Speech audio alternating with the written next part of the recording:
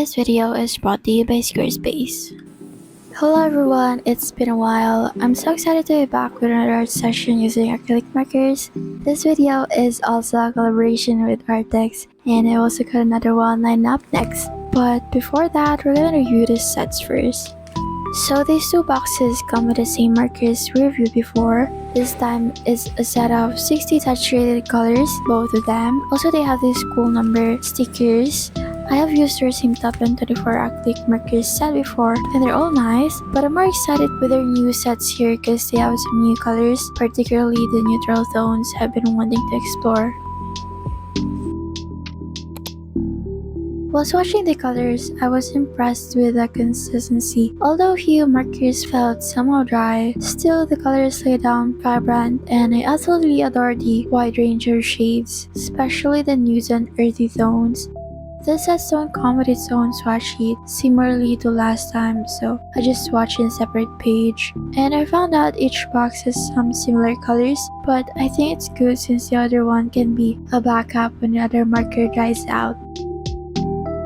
So here's the full sketchbook spread I've been working on, and I did a bit of a rough sketch. I'm gonna refine it as I go. The color scheme that I planned here are like pink and blues. I've been totally into these colors lately, and their calming effect really speaks to me, so I'm curious to see how they'll come together in the spread. To add some definition and bolder lines, I use blue colored pencils. This is also from Artex. I love how the contrast between the markers and pencils look. It's always my favorite part because this is where the overall illustration comes together, which also creates more balance between pastel and vibrant tones. And they create interesting effects when layered with light colored markers.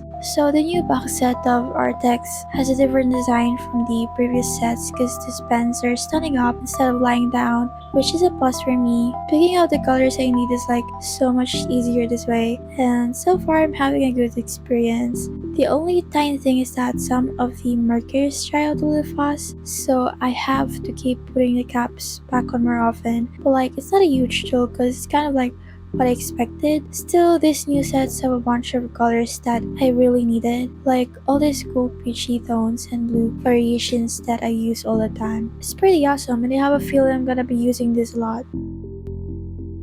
Before I continue the drawing process, let's take a quick break to talk about today's sponsor. Squarespace offers two paths to website creation: pre-designed templates and complete design freedom. Templates provide a quick starting point, offering pre-built layouts and design elements that you can easily adapt to your needs. However, if you crave complete creative control, Squarespace empowers you to build your website from the ground up. You can select your ideal layout, fonts, and color scheme, all with the flexibility to modify them later. What surprised me most was the intuitive editing experience with Squarespace Fluid Engine. This advanced design system goes beyond basic drag and drop and empowers you to customize every design element from desktop to mobile views with remarkable ease. If this sounds interesting to you, then head to squarespace.com for a free trial, and when you're ready to launch, go to squarespace.com/patasech to save 10% off your first purchase of a website or domain. A huge thanks to Squarespace for sponsoring this video. Now on to drawing. I found that adding colored pencil on top is only visible when the marker layer is thin, because if you build it up in multiple colors, the surface will turn glossy, making it hard to draw on top, so I suggest doing 2 to 3 layers only.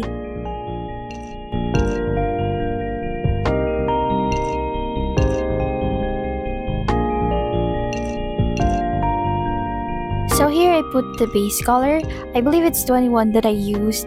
I like this shade because it didn't entirely cover the initial sketch. I guess I'll see the strokes of colored pencils, which is my guide with putting more colors on top.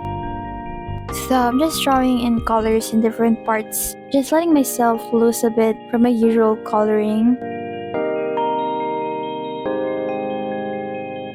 These pens are pretty neat. They let you mix the colors a little bit. It seems to work best with lighter colors, especially if you do it quick while they're still wet. I like to put the next color down fast so I can play with them on the paper a bit more. But I mostly stick to blending light colors together. That way it's easier to clean the nibs later on because the colors are pretty close.